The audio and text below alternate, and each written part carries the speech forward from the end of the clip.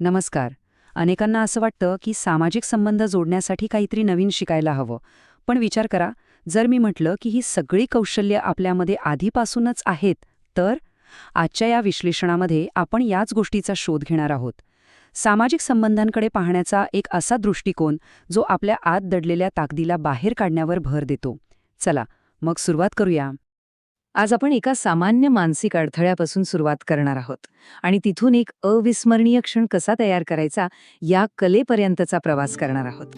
आपण पाहूया की आकर्षणाचं खरं लक्ष्य काय असतं, आपली छुपी ताकद कशी ओळखायची, स्वतःचं होम फील्ड कसं बनवायचं आणि हो, उत्कटता हेच खरं सामर्थ्य कसं आहे हेही समजून घेऊया. चला तर पहिल्या भागाकडे वळूया. इथे आपण एका खूपच सामान्य समस्येवर बोलणार आहोत. हा एक असा मानसिक अडथळा आहे जो बऱ्याच लोकांना मोकळेपणाने संवाद साधण्यापासून थांबवतो.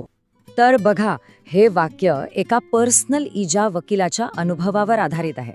आता हा वकील तो त्याच्या कामात एकदम हुशार, म्हणजे खटले जिंकतो, लोकांकडून सत्य बाहेर काढतो. पण जेव्हा एखाद्या सुंदर स्त्रीशी बोलायची वेळ येते ना, तेव्हा त्याची गाडी पूर्णपणे अडकते. तो पार गोंधळून जातो. का?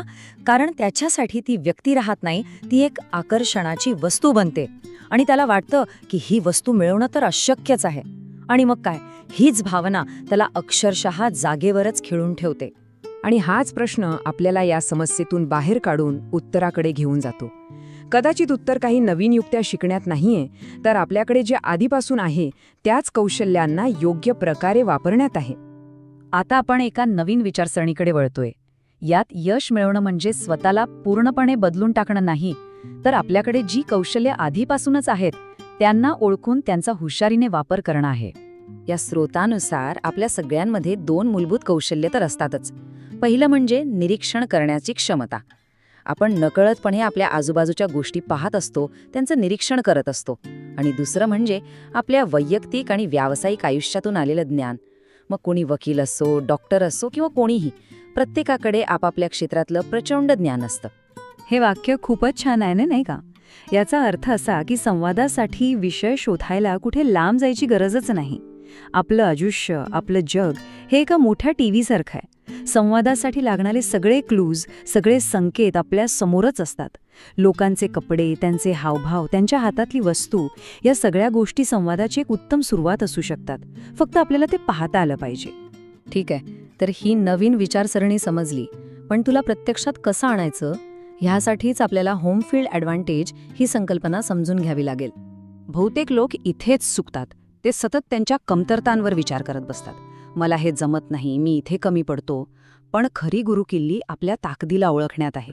विचार करा, अशा कोणत्या 5 गोष्टी आहेत ज्याबद्दल आपण अगदी उत्कटतेने आणि आत्मविश्वासाने बोलू शकतो. पहिली पायरी म्हणजे ही यादी तयार करणे. चला, एक मस्त उदाहरण बघूया एका यशस्वी बॉन्ड ट्रेडरचं. हा माणूस बारमध्ये लोकांशी बोलण्यात म्हणजे अगदीच कच्चा होता. त्याला विचारलं की अरे, तुझे 5 आवडीच्या गोष्टी कोणत्या? तर तो म्हणाला, प्रवास, व्यायाम, वाईन, खाद्यपदार्थ आणि कार. आता विचार करा, लोकांना भेटायला कारची आवड कितपत उपयोगी पडेल? फारशी नाही, बरोबर? म्हणून त्याने काय केलं, त्याने आपलं लक्ष खाद्य आणि वाईन यावर केंद्रित केलं आणि यातूनच त्याने स्वतःसाठी एक होम फील्ड तयार केलं. म्हणजे काय, तर अशा जागा निवडल्या जिथे तो त्याच्या हक्काच्या विषयांवर एकदम सहजपणे बोलू शकेल. आणि मग त्याचं आयुष्य बदललं. बारमध्ये अवघडल्यासारखं उभं राहण्याऐवजी तो आता सुपरमार्केट, वाईनची दुकानं, कुकिंग क्लासेस किंवा वाईन टेस्टिंगसारख्या ठिकाणी जाऊ लागला. आता या ठिकाणी त्याला बनावट प्रयत्न करायची गरजच नव्हती, कारण इथे तो त्याच्या आवडीच्या विषयांवर म्हणजे खाद्य आणि वाईनबद्दल एकदम नैसर्गिकरित्या आणि आत्मविश्वासाने बोलू शकत होता.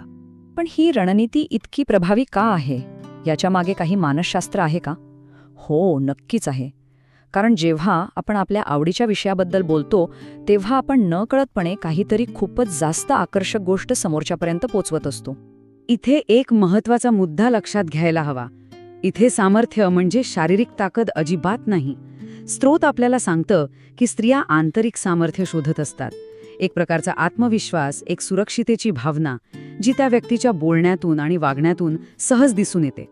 जेव्हा एखादी व्यक्ती आपल्या आवडीच्या विषयावर भरभरून बोलते तेव्हा त्यातून फक्त माहिती मिळत नाही, त्यातून त्या व्यक्तीचा आत्मविश्वास दिसतो, सुरक्षिततेची भावना दिसते, त्याची स्वतःची एक शैली, एक सुशिक्षित दृष्टिकोन दिसून येतो.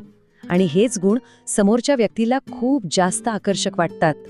आणि सगळ्यात भारी गोष्ट म्हणजे हे सूत्र कोणालाही लागू होतं, मग त्याचं काम काहीही असो.